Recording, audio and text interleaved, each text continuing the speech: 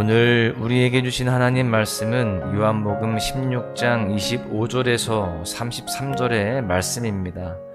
이것을 비유로 너희에게 일렀거니와 때가 이르면 다시는 비유로 너희에게 이르지 않고 아버지에 대한 것을 밝히 이르리라.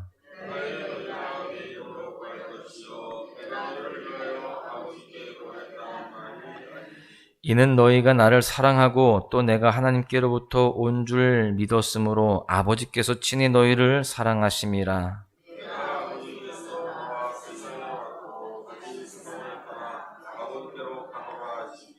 제자들이 말하되 지금은 밝히 말씀하시고 아무 비유로도 하지 아니하시니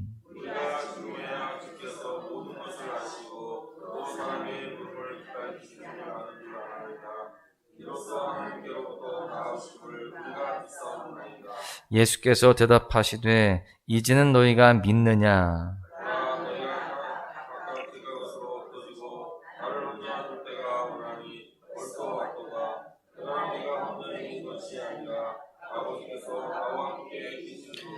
이것을 너희에게 이르는 것은 너희로 내 안에서 평안을 누리게 하려 함이라. 세상에서는 너희가 환난을 당하나 담대하라. 내가 세상을 이기었노라. 아멘.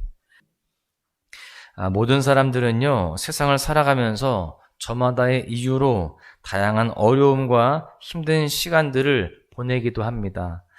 아마 이와 같은 고난의 시간을 보내는 것을 즐거워할 사람들은 그 누구도 없을 겁니다. 그리고 대부분의 사람들은 이와 같은 어려운 시간을 보내게 되면서 좌절하고 또한 낙심하는 것이 일반적이죠. 사실 믿음을 가진다고 해서 이러한 고난과 어려움, 환난을 당하는 것을 피할 수 있는 것은 아닙니다. 우리가 믿음을 가졌다 할지라도 환난을 당할 수 있다라고 하는 거예요. 그런데 성경은 우리가 환난을 당하지만 담대하라라고 말씀하십니다. 도대체 어떻게 환난을 당하지만 믿음의 사람들은 담대할 수가 있을까요? 오늘 이와 같은 질문에 대한 답이 하나님의 말씀 속에 있습니다. 오늘 말씀을 통해서 우리가 환난을 당하지만 담대할 수 있는 이유를 두 가지로 살펴보고자 합니다. 첫 번째는요, 우리를 격려하시는 예수님으로 인하여서 담대할 수 있다라고 하는 겁니다. 지금까지 우리가 이 요한복음의 여러 말씀들을 살펴본 것과 같이 예수님은 많은 가르침들을 주셨습니다. 그래서 오늘 본문의 말씀은요, 이것을 비유로 너희에게 일렀거니와 라는 말씀으로 시작이 되고 있어요. 본문 안에서 사용된 비유라는 단어는요, 다소 이해하기 어려울 수 있는 격언이나 또는 잠언 같은 것들을 이야기합니다. 이것을 다르게 말하면 예수님이 지금 제자들에게 말씀하신 가르침들이 제자들의 입장에서는요, 애매하고 모호할 수 있다라고 하는 것입니다.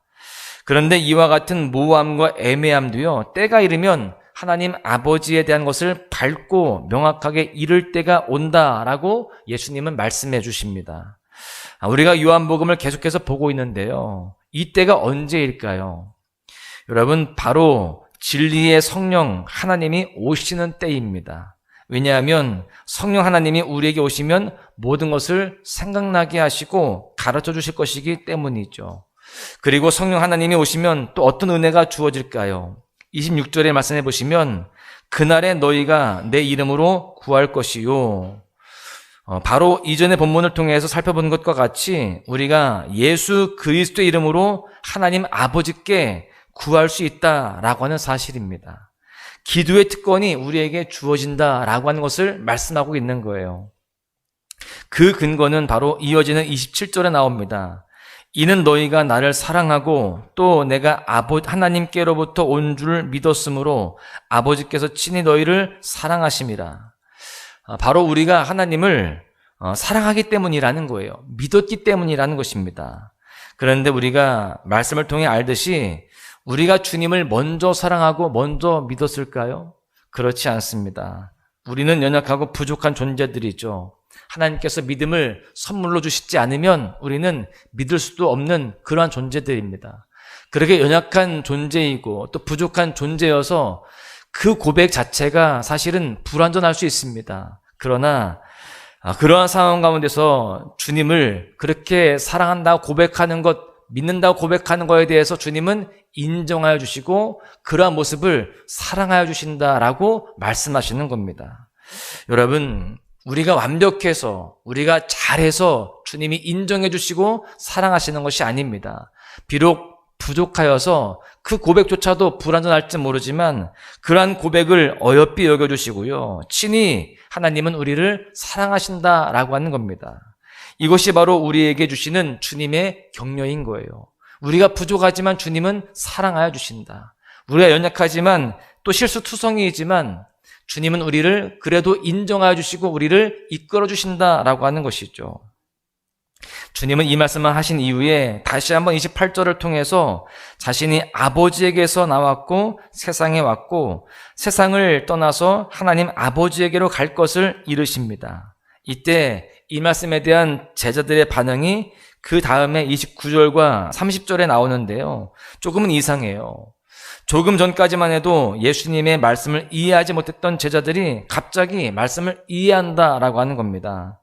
그런데 아직 예수님은 가시지 않았고 성령님은 오시지 않은 상태예요. 성령님이 오시지 않았지만 이들이 주님의 말씀에 대해서 이해한다라고 하는 겁니다. 여러분, 사실 제자들은요 굉장히 성급합니다. 사실 다 알지 못하는데 그렇게 고백을 하는 겁니다. 사실 그 다음 절에 보시면은 이렇게 되어 있어요. 보라, 너희가 다 각각 제 곳으로 흩어지고 나를 혼자 둘 때가 오나니 벌써 왔도다. 제자들은 이제 자신들이 주님의 말씀을 모두 알고 믿는다라고 고백했지만 주님은 이미 다 알고 있는 거예요. 그들이 다 떠날 것이다. 그들의 이 믿음과 또 이들이 알고 있다라고 하는 그 고백이 불완전함을 알고 계시는 거예요.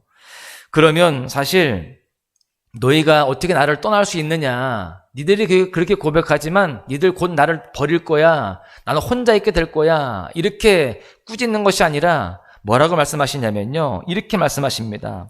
32절에 보시면 그러나 내가 혼자 있는 것이 아니라 아버지께서 나와 함께 계시느니라. 여러분, 주님의 마음이 얼마나 깊고 넓으신지요. 주님은 제자들이 자신을 떠날 것도 알고 계셨지만 그들의 연약한 고백과 사랑을 인정해 주시는 겁니다.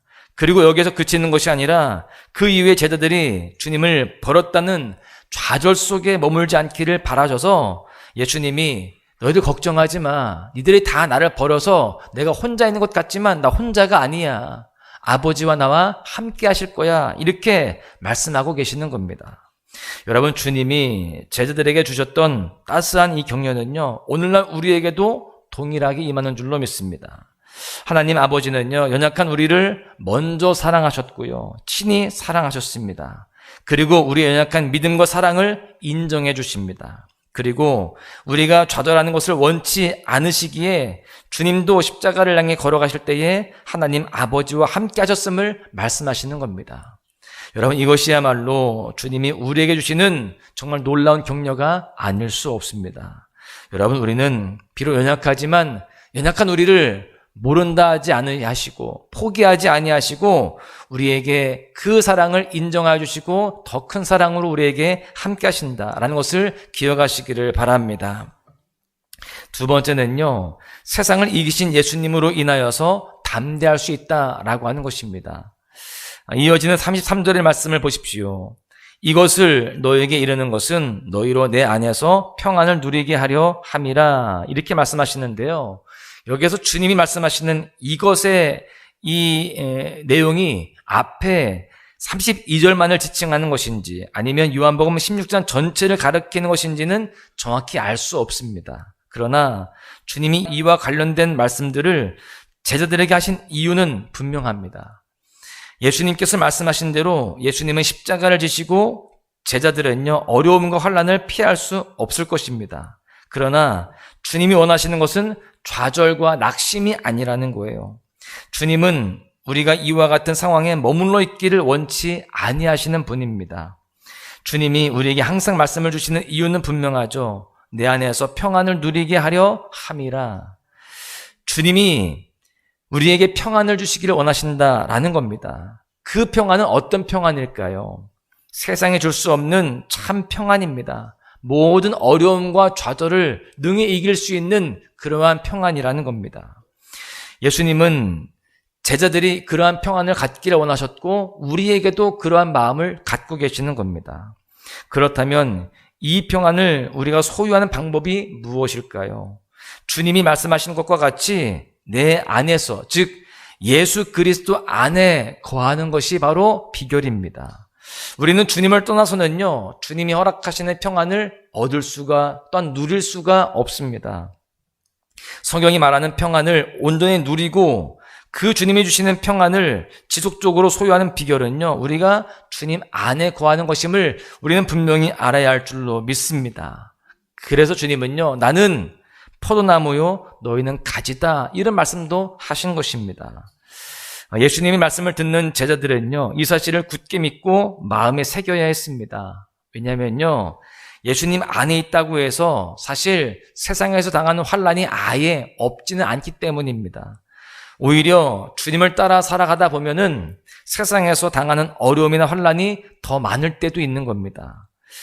주님도 이것을 분명히 아셨습니다. 그래서 이렇게 말씀하시죠. 세상에서는 너희가 환난을 당하나, 여러분, 세상에서는 환난을 당할 수 있다는 거예요. 그래서 예수님의 제자들은요, 반드시 주님 안에 거하면서 주님이 주시는 평안을 누려야 했던 것입니다.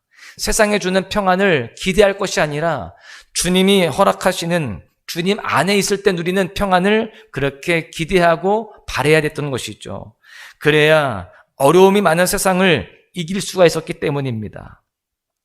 여러분, 사실 우리가 무엇인가를 잘못하거나 또 주님을 떠났기에 당하는 환난이 아닙니다. 우리가 살아가는 세상이 다 그렇다는 거예요.